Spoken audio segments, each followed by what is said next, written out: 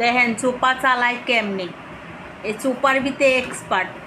আচ্ছা মাহি, ওর কোচিংয়ে গেলে ম্যাডাম আমার বলে, আপা আপনি কি সব খাবার খান, আপনার বাচ্চার কি খাইতে দেন না?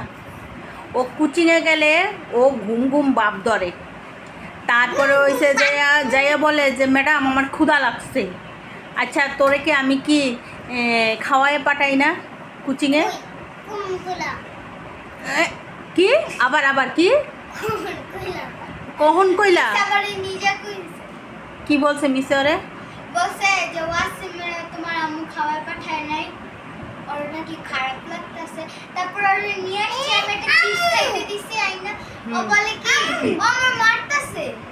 আম্মু আমি সব কই নাই, মিস আমি খিদা লাগছে এরকম না, এমন ভাব করে মনে অনেক খিদা, কতদিন ধরে খায় না, এরকম করে। এই যে সুস্থভাবে বন, সুস্থভাবে বন। এই যে আপনি ওখানে মারামারি করলেন, এখন আপনার শক্তি ডাইলগ হইতে থেকে আপনি যে স্কুলে গেলে যে কন যে মিস আমি হাত দিয়ে লিখতে পারি না, আমার হাতের আঙ্গুল ব্যথা করে, তারপরে মিস আমি আমার ক্ষুধা লাগছে। মিসে পরে আমি গেলে দেন কেমন ফাজিলের ফাজিল, আমি গেলে মিসের জিজ্ঞাসা করে আমার কাছে যে আপনি আপনার বাচ্চারা কি খাওয়ায় পাঠান নাই? অথচ ওরা কিন্তু আমি খাওয়ায় পাঠাই। হ্যাঁ, ও লেখার ভয়ে ও শুধু বলে মিস আমার আম্মু খাওয়ায় পাঠায় নাই।